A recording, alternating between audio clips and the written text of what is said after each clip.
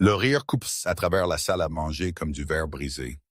Judith Ashford pencha son verre de vin vers l'homme dans la chemise de flanelle usée, son sourire dégoulinant de pitié, conduisant toujours ce vieux pick-up. Cole, tu sais, Veronica aurait voulu mieux pour Rosie. Autour de la table, robes en soie et montres de créateur brillaient sous le lustre. Cole Brennan s'assit en silence, ses mains calleuses reposant sur les petits doigts de sa fille sous la nappe. 8 ans, et Rosie avait appris à garder les yeux baissés quand les Ashford parlaient de son père. Personne ne remarqua la façon dont la mâchoire de Cole se serra. Personne ne vit l'acier tranquille derrière ses yeux fatigués.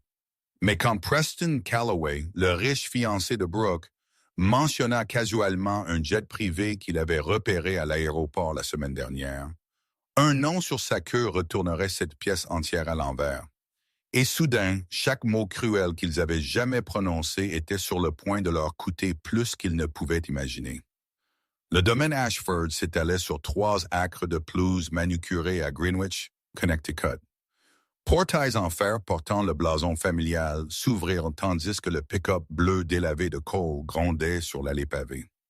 Le moteur toussa 2 fois avant de se calmer en silence, un son qui semblait presque apologétique parmi la parade de berlines de luxe allemande et de voitures de sport italiennes bordant l'allée circulaire.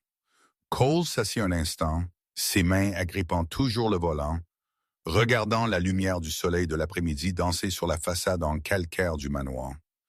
À côté de lui, Rosie pressa son nez contre la fenêtre, son souffle embuant la vitre tandis qu'elle comptait les fenêtres au 2e étage. « Papa, cette maison n'a plus de fenêtres que tout notre immeuble d'appartement. » Elle murmura, sa voix portant ce mélange d'émerveillement et d'incertitude que les enfants réservent pour les endroits où ils sentent qu'ils n'appartiennent pas tout à fait. Cole tenda la main et lissa une mèche rebelle de ses cheveux couleur miel, la même teinte que sa mère avait autrefois.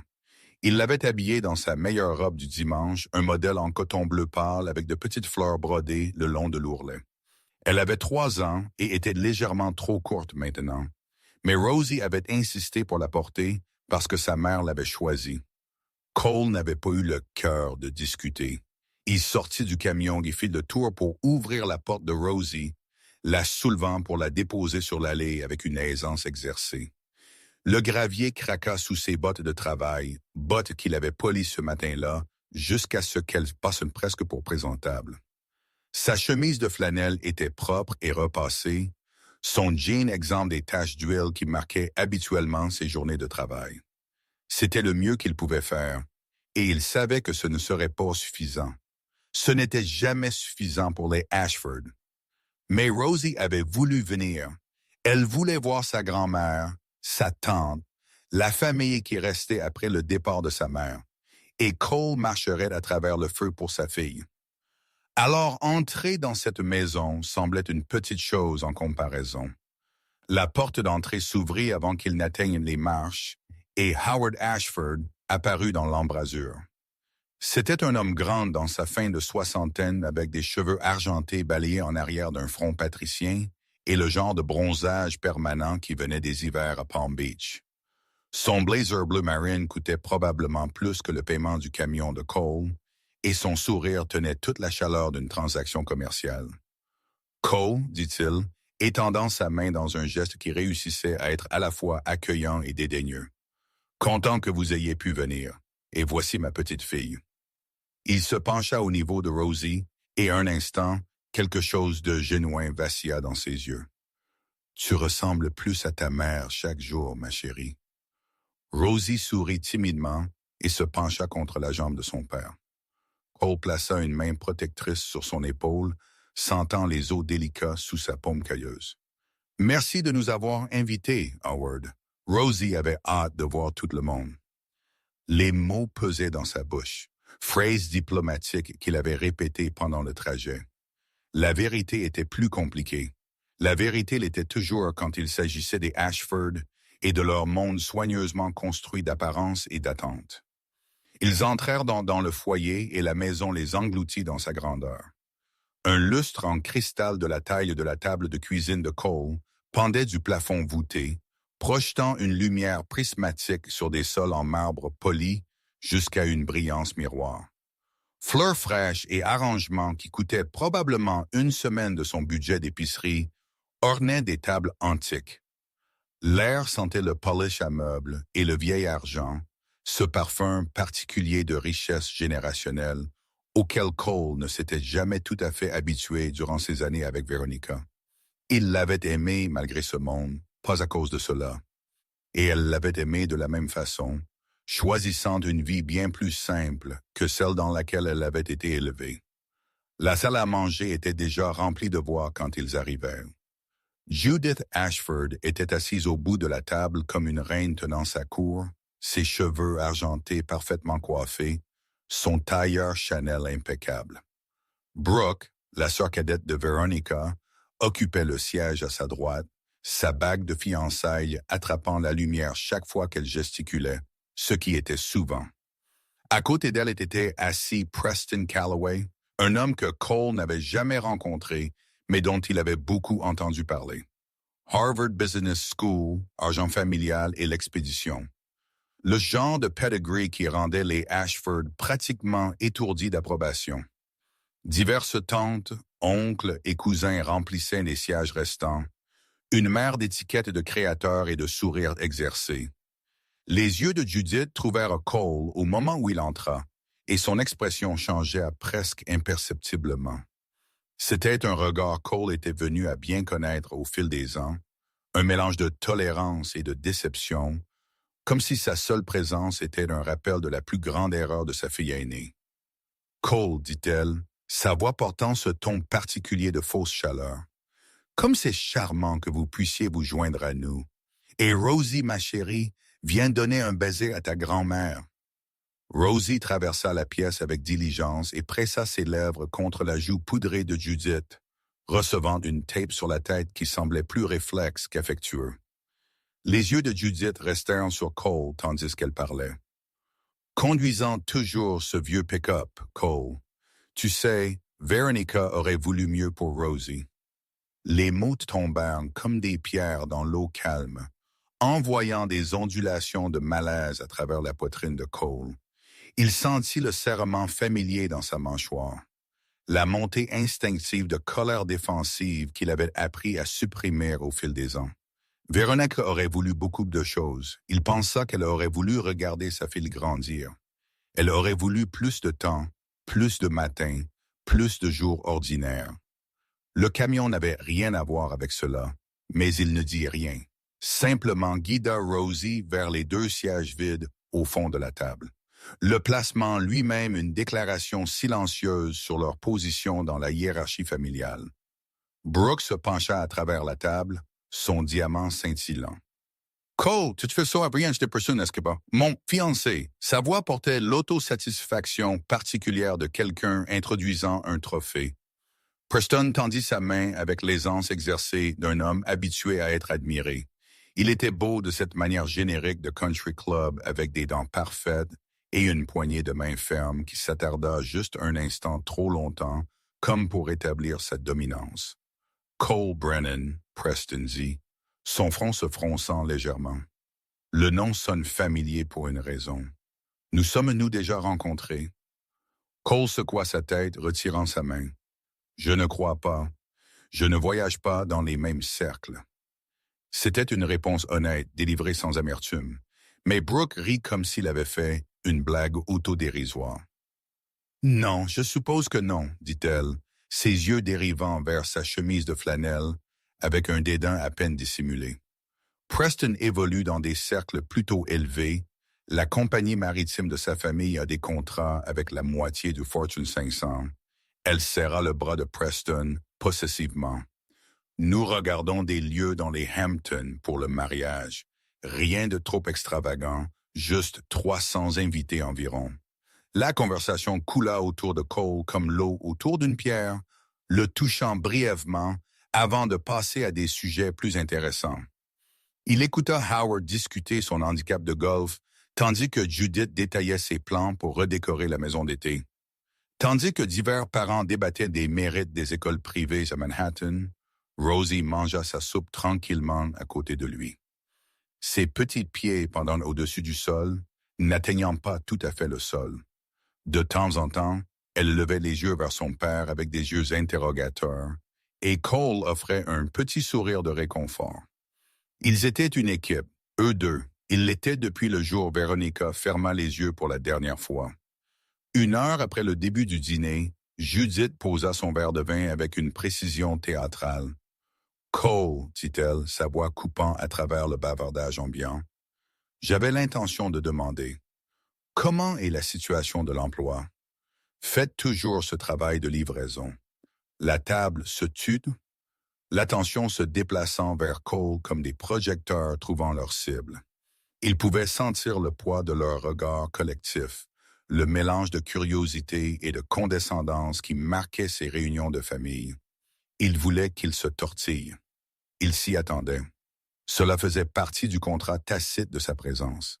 La valeur de divertissement de regarder un homme pauvre naviguer dans le monde d'un homme riche.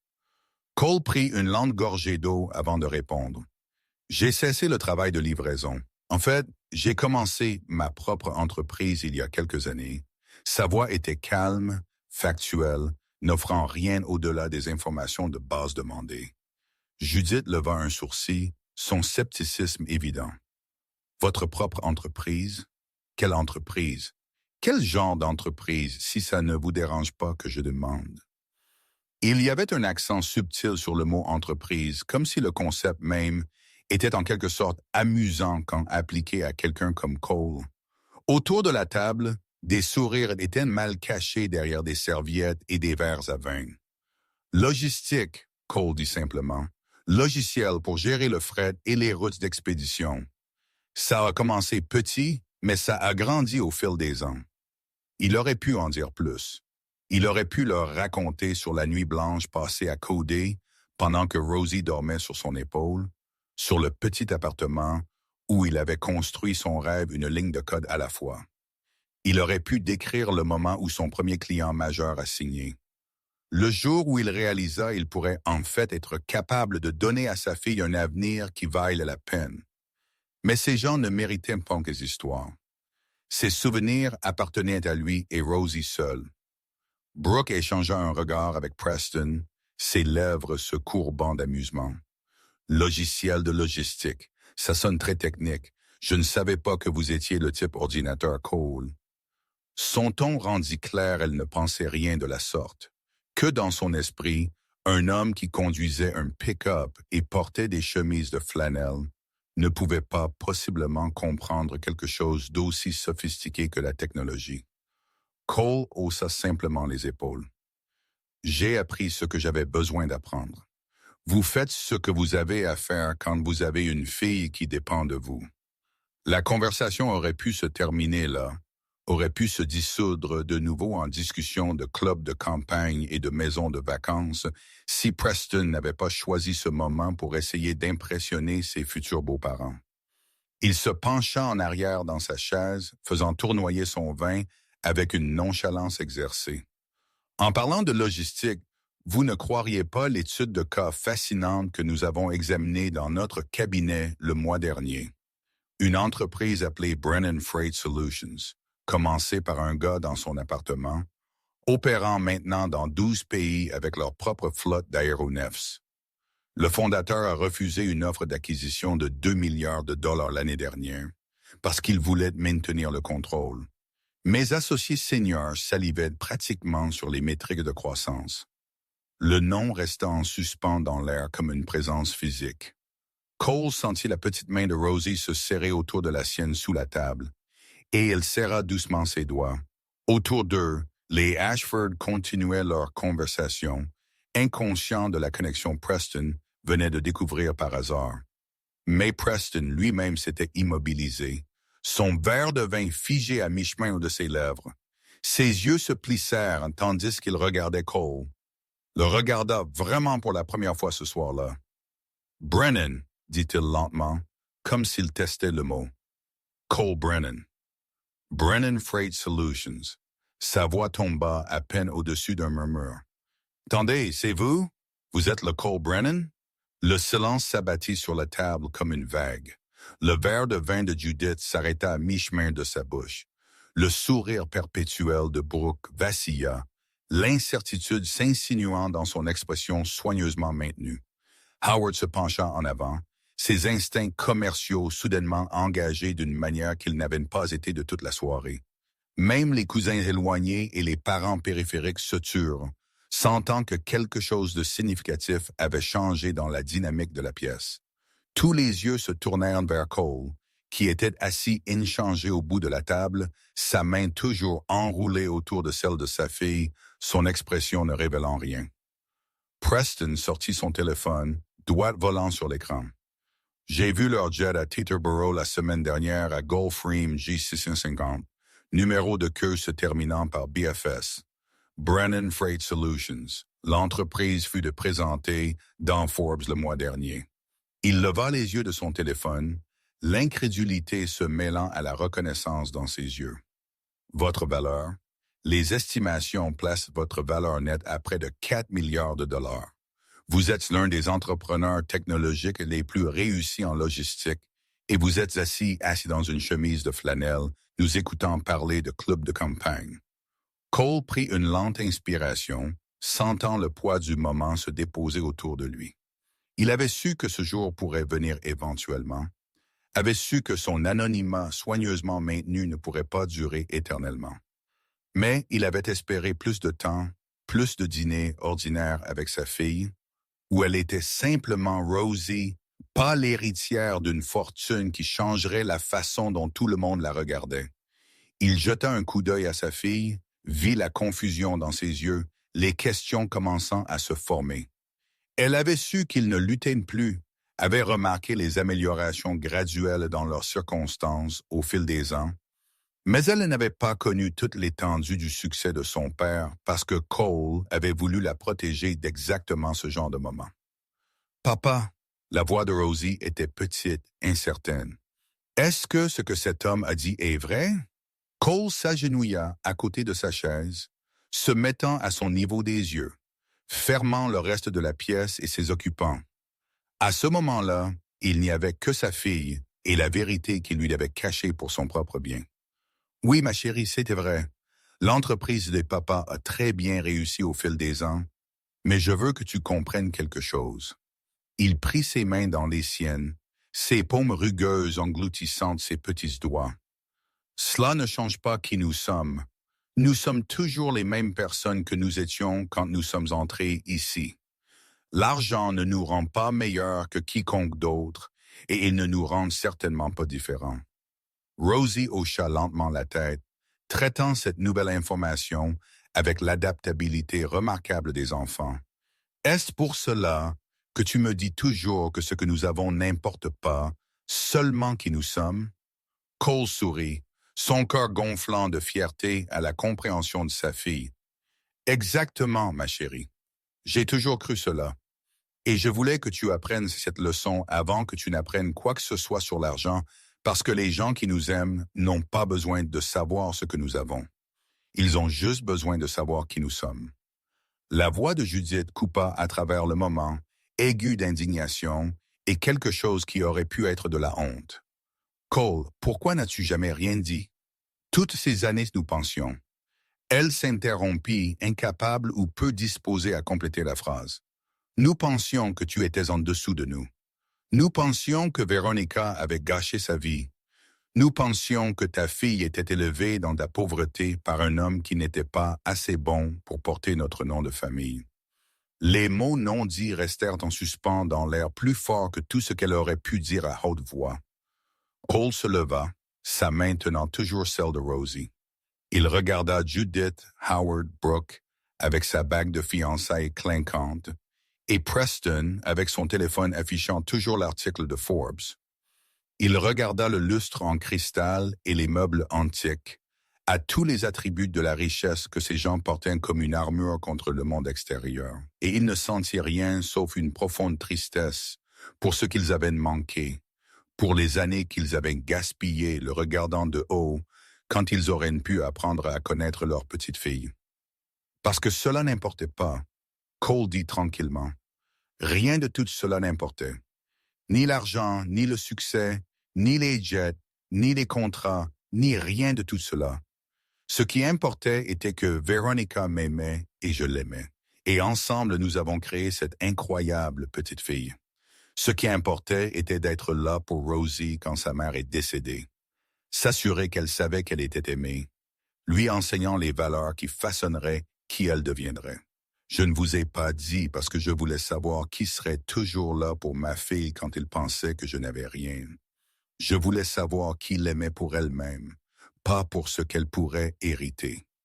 Ces mots se posèrent sur la pièce comme une lourde couverture, étouffant les hypothèses confortables qui avaient soutenu la supériorité Ashford si longtemps.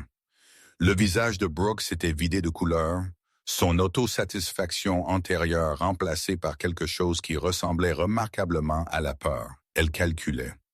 Cole réalisa, passant en revue chaque commentaire dédaigneux, chaque sourire condescendant, chaque mot cruel qu'elle lui avait adressé au fil des ans, elle réalisait que l'homme qu'elle avait traité comme un cos de charité pouvait acheter et vendre la famille de son fiancé 3 fois.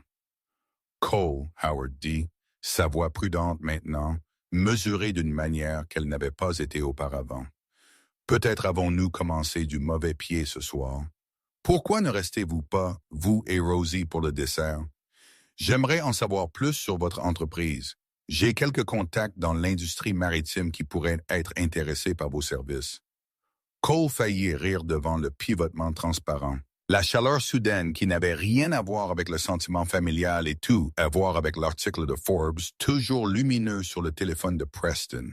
C'était ce à quoi il s'était attendu, ce pourquoi il s'était préparé. Le moment où l'argent entra dans l'équation, tout changea. Le respect était acheté, pas gagné. L'affection était calculée, pas ressentie. C'était tout ce qu'il avait essayé de protéger Rosie de la compréhension aussi longtemps que possible. Merci Howard, mais je pense qu'il est temps pour nous de partir. Cole se baissa et souleva Rosie de sa chaise, la calant contre sa hanche comme il l'avait fait depuis qu'elle était un bébé. Elle devenait trop grande pour cela, vraiment. Mais ce soir, elle semblait avoir besoin du confort d'être tenue, et il avait besoin du confort de la tenir. Nous avons un long chemin de retour, et Rosie a école le matin. Mais sûrement vous pourriez rester un peu plus longtemps, Judith interjeta, sa voix plus aiguë qu'avant, presque suppliante. Nous voyons si rarement Rosie. Peut-être pourrions-nous organiser des visites plus régulières. Je pourrais même venir chez vous. Où que ce soit, je réalise que je n'ai jamais vraiment vu où vous vivez. Cole s'arrêta à l'embrasure de la salle à manger, se retournant pour faire face à la femme qui avait passé des années à le faire se sentir inadéquat, qui avait remis en question sa capacité à élever sa propre fille, qui n'avait offert rien d'autre que des critiques et de la condescendance quand il avait besoin de soutien et de compréhension. Il pensa à toutes les nuits qu'il avait passées seul dans ce petit appartement, pleurant sa femme tout en essayant d'être à la fois mère et père pour une petite fille en deuil. Il pensa aux demandes de prêt Judith aurait pu co-signer mais ne l'a pas fait. Les offres de babysitting qui ne vinrent jamais. Les fêtes d'anniversaire, Rosie n'était pas invitée à parce que les Ashford étaient embarrassés par ces circonstances. Notre maison est où que nous la fassions, Judith. C'était un studio pendant un certain temps, puis un 2 pièces. Maintenant, c'est une maison avec une cour où Rosie peut jouer. L'adresse n'a jamais compté pour nous. Il déplaça Rosie dans ses bras, sentant sa tête se caler contre son épaule. Et ces visites régulières auraient été agréables il y a environ 5 ans, quand Rosie demandait pourquoi sa grand-mère ne venait jamais la voir.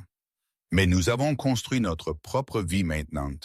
Nous avons notre propre famille, celle que nous avons choisie. Je ne suis pas sûr qu'il y ait de la place pour les gens qui ne se montrent que quand ils découvrent que nous valons quelque chose. Il ne dit rien de plus, mais il n'en avait pas besoin. Les mots restèrent en suspens dans l'air comme un jugement final, irréfutable dans leur simple vérité. Cole Brennan se retourna et sortit du manoir Ashford avec sa fille dans ses bras, laissant derrière lui une pièce pleine de gens qui commençaient seulement à comprendre ce qu'ils avaient perdu. Leur silence le suivit le long du couloir de marbre, passant le lustre en cristal, à travers le grand foyer, où des fleurs fraîches se fanaient dans leurs arrangements coûteux. L'air du soir était frais contre le visage de Cole, tandis qu'il sortait, portant le parfum d'herbe fraîchement coupée et d'argent. Son pick-up était assis où il l'avait laissé, ayant l'air encore plus déplacé parmi les véhicules de luxe. Maintenant que tout le monde à l'intérieur savait ce que valait son conducteur, il pouvait acheter une flotte de ses Mercedes et BMW sans remarquer la dépense. Il pouvait acheter ce domaine entier et avoir encore assez de reste pour en acheter un autre. Mais rien de tout cela n'avait jamais été le but. Cole attacha Rosie dans son siège réhausseur, prenant un instant pour lisser ses cheveux et embrasser son front. Ses yeux étaient lourds d'épuisement et du poids de trop d'informations pour un soir. « Papa », elle murmura tandis qu'il ajustait sa ceinture de sécurité. « Es-tu triste qu'ils aient été méchants avec nous? » Il considéra la question sérieusement, comme il le faisait toujours avec les questions de Rosie. « Je pense que je suis un peu triste, » il admit, « mais pas à cause des choses méchantes qu'ils ont dites. Je suis triste parce que ta mère aimait ces gens et elle aurait voulu qu'ils fassent une partie de ta vie. Je suis triste qu'ils n'aient pas pu voir ce qui était vraiment important. » « Qu'est-ce qui est vraiment important? » Rosie demanda, sa voix devenant somnolente. Cole grimpa sur le siège conducteur et démarra le moteur, le laissant tousser et gronder à la vie de sa manière familière, réconfortante. « L'amour, il dit simplement. La famille. Les gens qui se montrent pour vous quand les choses sont difficiles, pas seulement quand les choses sont bonnes. Les gens qui voient qui vous êtes vraiment, pas ce que vous avez ou ce que vous pouvez leur donner. » Il sortit de l'allée, regardant le manoir Ashford rétrécir dans son rétroviseur. « C'est ce qui est vraiment important, ma chérie. » Le trajet de retour fut silencieux, ponctué seulement par le son du moteur et la douce respiration de Rosie, tandis qu'elle sombrait et sortait du sommeil. Cole laissa son esprit divaguer sur la soirée, rejouant des moments et des conversations, cataloguant les expressions sur les visages quand la vérité avait finalement émergé. Il ne ressentit aucune satisfaction dans leur choc, aucun triomphe dans leur embarras. Il n'avait jamais voulu prouver quoi que ce soit aux Ashford. Il avait simplement voulu être accepté comme l'homme que leur fille avait aimé, l'homme qui faisait de son mieux pour élever leur petite fille. Mais l'acceptation n'avait jamais été offerte, pas de manière génuine. Il l'avait tolérée pour l'amour de Veronica tant qu'elle était vivante, et à peine cela après son départ. Ils avaient questionné son éducation, critiqué son style de vie, suggéré plus d'une fois que Rosie pourrait être mieux dans leurs soins. Ils n'avaient jamais vu le sacrifice derrière ses choix, l'amour qui motivait chaque décision qu'il prenait. Ils n'avaient vu qu'un homme dans une chemise de flanelle, conduisant un vieux camion, et ils l'avaient jugé en conséquence. L'ironie n'échappa pas à Cole qu'il aurait pu changer leur perception à tout moment simplement en révélant son succès. Une mention de l'entreprise, une référence casuale à sa valeur nette, et leurs attitudes auraient changé du jour au lendemain. Il aurait été accueilli dans la famille, invité à toutes les bonnes fêtes, consulté sur les questions financières. Son opinion aurait soudainement compté. Ses choix auraient soudainement eu un sens. Ses chemises de flanelle auraient été charmamment excentriques plutôt que pauvres embarrassantes. Mais c'était exactement pourquoi il n'avait jamais rien dit. Parce qu'il avait voulu connaître la vérité sur ces gens, la vraie vérité que l'argent ne pouvait pas cacher ou acheter. Il avait voulu voir comment il traitait un homme il pensait être en dessous d'eux. Comment il parlait de pauvreté devant sa fille, comment il jugeait la valeur basée sur les comptes bancaires plutôt que le caractère. Et maintenant, il savait. Maintenant, Rosie savait aussi, bien qu'il eût souhaité qu'elle pût apprendre cette leçon d'une manière moins douloureuse. La maison était sombre quand ils arrivèrent à la maison. Une modeste coloniale de 2 étages dans une rue tranquille, dans un quartier où les pelouses étaient entretenues par les propriétaires eux-mêmes. Cole l'avait choisi spécifiquement pour sa normalité, sa distance du monde d'excès que les Ashford habitaient. La chambre de Rosie était peinte du violet pâle qu'elle avait choisi elle-même, remplie de livres et d'animaux en peluche et des œuvres d'art qu'elle créait à l'école. La cuisine était là où Cole cuisinait son petit déjeuner chaque matin, où ils s'asseyaient ensemble faisant leurs devoirs le soir, où la porte du réfrigérateur était couverte de bulletins scolaires et de photographies et la preuve d'une vie bien vécue. Il porta Rosie à l'intérieur, prenant soin de ne pas la réveiller tandis qu'il naviguait dans l'obscurité familière. Sa chambre les accueillit avec la douce lueur d'une veilleuse, celle en forme de croissant de lune qu'elle avait choisie quand elle avait 4 ans. Cole la déposa doucement sur son lit, levant ses chaussures et tirant les couvertures jusqu'à son menton. Elle s'agita brièvement, ses yeux papillonnants ouverts. « Papa !» Sa voix était épaisse de sommeil. « Je suis content que tu sois mon papa. » La gorge de Cole se serra d'émotion. Il se pensa et pressa un baiser sur son front, respirant le doux parfum de son shampoing. « Je suis content que tu sois ma fille, ma chérie, le plus grand que j'ai jamais été à propos de quoi que ce soit. » Il caressa ses cheveux jusqu'à ce que sa respiration s'approfondisse, jusqu'à ce qu'elle glisse entièrement dans ce sommeil, jusqu'à ce qu'il soit certain que toute confusion ou blessure la soirée avait causée était temporairement en paix. Il se déplaça tranquillement vers la cuisine, se versant un verre d'eau et se tenant à la fenêtre qui donnait sur le jardin arrière. La lune était brillante ce soir, projetant une lumière argentée sur l'herbe où Rosie jouait les après-midi. Il pensa à Veronica, à la vie qu'ils avaient planifiée ensemble, à tous les moments ordinaires ils ne partageraient jamais. Elle aurait été fière de lui. Il savait, pas à cause de l'argent ou du succès, mais à cause de l'homme qu'il était devenu, le père qu'il avait choisi d'être. Veronica avait toujours vu au-delà des surfaces des choses. Elle avait vu au-delà de la richesse de sa famille pour reconnaître son vide, au-delà des humbles circonstances de Cole pour reconnaître sa valeur. Elle l'avait choisi pas malgré leurs différences, mais à cause d'elle, parce qu'elle voulait une vie bâtie sur l'amour plutôt que l'héritage. Et bien qu'elle soit partie maintenant, son influence restait dans tout ce que Cole faisait, chaque choix qu'il faisait pour leur fille. Le téléphone sonna dans ce silence, le surprenant de ses pensées. L'aide de l'appelant montrait le numéro de Judith Ashford, et Cole la laissa sonner jusqu'à la messagerie vocale. Il n'était pas encore prêt pour cette conversation. N'était pas sûr qu'il le serait jamais. Que pourrait-elle possiblement dire qui compenserait des années de jugement et de négligence? Quelle excuse pourrait englober toutes les façons dont elle avait manqué à sa fille, sa petite fille? Le souvenir de l'amour Veronica avait choisi. La lumière de la messagerie vocale clignota, mais Cole ne l'écouta pas. Au lieu de cela, il termina son eau, rinça le verre et se dirigea vers le petit bureau qui servait de son bureau à domicile. La pièce était modeste comparée au bureau d'angle qu'il maintenait au siège social de l'entreprise, mais elle contenait tout ce qui importait. Photographie de Veronica, dessin Rosie avait fait au fil des ans. Le plan d'affaires original, il avait griffonné sur des serviettes dans ce petit appartement. Sur son bureau était assis le magazine Forbes avec son visage sur la couverture, encore dans son emballage plastique parce qu'il n'avait jamais tout à fait eu le temps de le lire. Le succès, il avait appris, était une chose étrange et glissante. Il vous surprenait quand vous ne regardiez pas. Transformait votre vie de manière que vous n'aviez jamais anticipée. Attirait des gens dont l'intérêt était proportionnel à votre solde bancaire, mais il ne changeait pas qui vous étiez au fond. Il n'altérait pas les valeurs que vous teniez, l'amour que vous ressentiez, les engagements que vous aviez pris.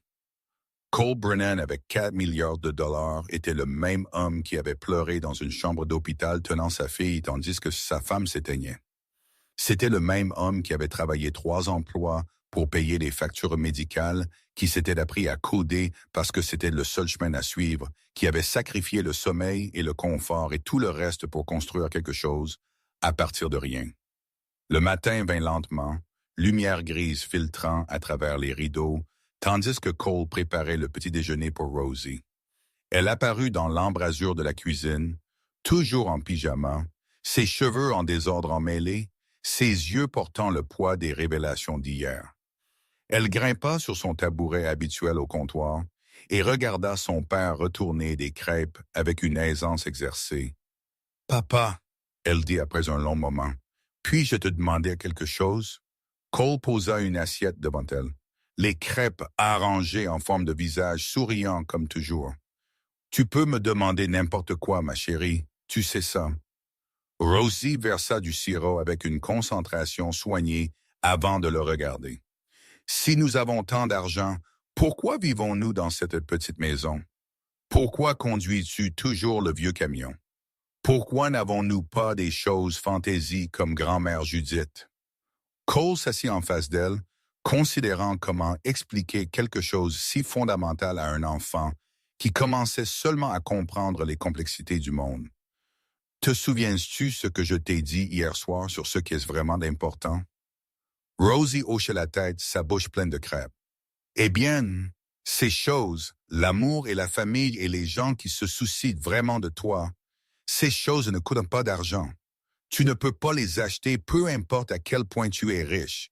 Et les choses que tu peux acheter, les maisons fantaisie et les voitures chères, elles ne te rendent pas heureux.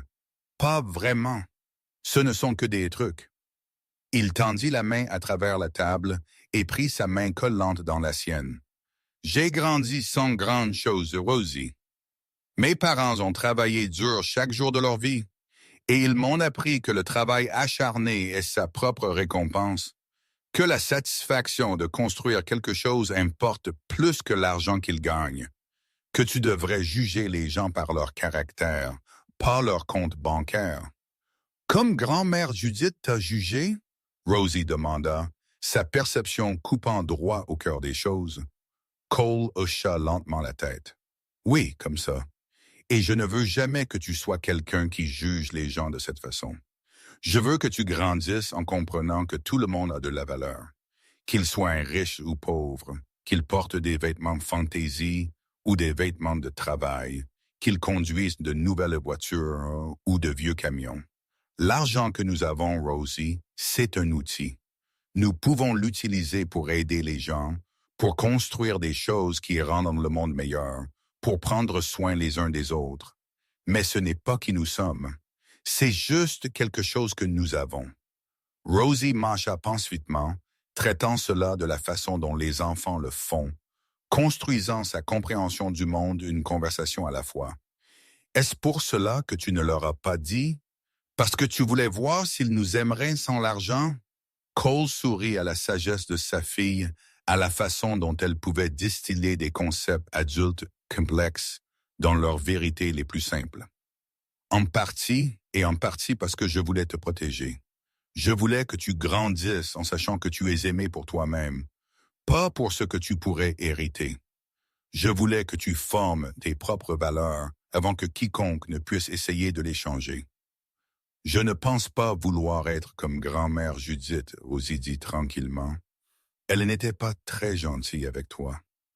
Non, elle ne l'était pas, mais elle est toujours ta grand-mère, et ta mère l'aimait. Peut-être un jour comprendra-t-elle ce qu'elle a manqué. Peut-être un jour voudra-t-elle connaître la vraie toi, pas juste la petite fille d'un homme riche. Cole serra sa main. Et si ce jour vient, nous lui donnerons une chance parce que c'est ce que font les bonnes personnes. Elles donnent des chances même quand c'est difficile. Le reste de la matinée passa en routine confortable. Cole conduisit Rosie à l'école, la conduisant à l'entrée et saluant au revoir tandis qu'elle disparaissait dans le bâtiment. Il s'assit dans son camion un instant après, regardant les autres parents déposer leurs enfants. Tous d'entre eux enveloppés dans les luttes et joies ordinaires de la vie quotidienne. Aucun d'eux ne savait sur sa couverture Forbes ou son jet privé ou ses milliards. Pour eux, il était juste un autre parent, juste un autre père faisant de son mieux. Et cet anonymat valait plus pour lui que n'importe quelle somme d'argent pourrait acheter. Son téléphone bourdonna de messages, un flux constant d'appels de la famille Ashford qu'il continua d'ignorer. Il y aurait du temps pour ces conversations éventuellement. Temps de naviguer les nouvelles dynamiques que la révélation d'hier avait créées. Mais pas aujourd'hui. Aujourd'hui, il avait une entreprise à gérer, une fille à élever, une vie à vivre. Les Ashford avaient attendu des années pour montrer un quelconque intérêt dans son monde. Il pouvait attendre un peu plus longtemps. Tandis qu'il sortait du parking de l'école, Cole pensa au futur s'étendant devant lui. Rosie grandirait en comprenant la valeur du travail acharné, l'importance de l'humilité, la vraie signification de la famille. Elle hériterait de sa fortune un jour, mais plus important, elle hériterait de ses valeurs. Elle saurait que le succès était mesuré non par ce que vous accumuliez, mais par ce que vous donniez. Non par comment les gens vous traitaient quand vous étiez riche, mais par comment vous traitiez les autres, indépendamment de leurs circonstances. Le soleil du matin perça les nuages tandis que Cole conduisait vers son bureau, projetant une lumière dorée sur les rues ordinaires de la ville ordinaire, où il avait choisi de construire sa vie extraordinaire. Derrière lui, le manoir Ashford était assis dans ses acres de perfection manucurés, ses habitants se réveillant à un monde qui avait changé sous leurs pieds. Devant lui gisait un autre jour de travail et de buts, de problèmes à résoudre et de rêves à construire, d'être le père que sa fille méritait et l'homme en qui sa femme avait cru. Certaines personnes passaient toute leur vie à courir après l'argent, croyant que cela résoudrait leurs problèmes, remplirait leur vide, leur gagnerait du respect. Cole Brennan avait appris que l'opposé était vrai. L'argent était facile comparé au dur travail de construire le caractère, maintenir l'humilité, enseigner à un enfant ce qui importait vraiment. Les milliards dans ses comptes ne signifiaient rien comparé à la sensation de la main de Rosie dans la sienne, le son de son rire dans leur modeste maison, la connaissance qu'elle grandissait pour être quelqu'un dont sa mère aurait été fière. La chemise de flanelle qu'il portait aujourd'hui était la même qu'il avait portée au Ashford, lavée et repassée et prête pour un autre jour. Le pick-up toussa et gronda sous lui, fidèle comme toujours. Et quelque part dans un manoir de Greenwich, une famille comprenait finalement que l'homme qu'ils avaient écarté pendant des années valait plus qu'eux tous combinés. Pas à cause de son argent, mais à cause de tout ce qu'il avait construit pendant qu'il ne faisait pas attention. Cole Brennan sourit tandis qu'il conduisait vers le soleil levant, en paix avec l'homme qu'il était devenu et le père qu'il choisit d'être. Certaines leçons devaient être apprises à la dure. Certaines vérités devaient être révélées en leur propre temps. Mais à la fin, le seul verdict qui importait était celui qui venait des gens qui vous aimaient sans condition, qui vous voyaient clairement à travers tout le bruit de la richesse et du statut et des circonstances. Pour Cole, ce verdict avait déjà été prononcé, murmuré dans la voix endormie d'un enfant la nuit précédente. « Je suis content que tu sois mon papa. » Et cela valait plus que n'importe quel jet privé pourrait